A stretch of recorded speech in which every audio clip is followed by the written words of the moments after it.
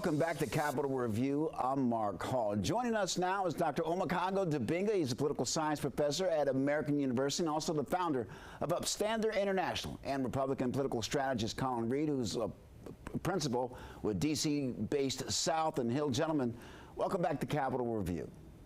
Great to be here, Mark. Having us. We're glad to have you both. Colin, let's start with you. Your reaction to President Trump in China. The stakes are clearly high. Yeah, I would look at it in four buckets, four T's, Mark. There's trade, there's Taiwan, there's technology, and there's totalitarianism. And that's what the Chinese state is. It's the People's Republic of China. It's a communist state. They're the second largest economy in the world right now. And I think it's incumbent on all of us to do everything we can to stay ahead of them, because the Chinese Communist Party does not wish us well. And it's incumbent we do everything we can to maintain our economic and global advantage. Dr. Dibinga, your reaction? Well, I would add one letter, which is C, which is capitulation. I felt like when Trump went over there, he basically talked about how, you know, they have a ballroom. Why don't we have one in the United States? He also talked about the fact that he let Xi refer to America as the declining nation and basically had no response to it. And he also took a bunch of billionaires and didn't have any China experts on the trip as well. So it just really looked like he was just yielding to whatever China wanted, and he just was there for the pomp and circumstance and to set up more business connections. And that's a problem. Well, Dr. Dibinga, let's stay with you. People still feeling the pinch at the pump. China is a huge importer of Iranian oil.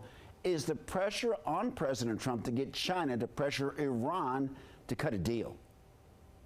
Oh, the pressure is absolutely on Trump, and people were hoping that he was going to have some type of sway with China because China has a little bit of sway over Iran, and he thought that he was going to be able to persuade him to put more pressure on Iran. But China has no interest in doing that. It's like they say, when your opponent is losing, don't interfere when they're falling down. And so it's on in every way, shape, or form, it's up to Trump to do this work and to get Iran to the table. But Iran is also watching the United States in decline. Iran doesn't have to worry about midterms or any other types of things coming up in terms of elections. And this is where we're at right now. And this is the making of the Trump administration. Colin, can the president get a deal done here? Well, China buys 90% of Iran's oil. So China is crippled economically by what's happening right now in terms of their energy supply. We don't have that challenge here. Yeah, gas is a little bit higher, and that's a problem, but it's nowhere near the price it is elsewhere, and that's because we have a lot of natural resources in this country. Other countries don't, and it's incumbent on all people in this country to ensure that we're doing everything we can to maintain that economic advantage and that energy advantage, because energy security is national security. That's a lesson the rest of the world's learning right now the hard way. Colin, redistricting battle continues nationwide. How do you think it's shaping up for Republicans? Look, there's still a lot of dust to settle. There's going to be, I would predict, some more court decisions between now and by the time the votes are cast. Redistricting is something that's happened for a long time. Both parties have gerrymandered over the years, and it's reached new levels right now. Will it impact the outcome of the elections? Maybe, maybe not. It depends. The election's on a knife's edge right now. It's a very close margin. This House majority was always going to be a challenge to defend, and the Republicans right now have said that they're doing everything they can to preserve that advantage. We'll see. Dr. Dibinga, are Democrats feeling optimistic about the redistricting fight?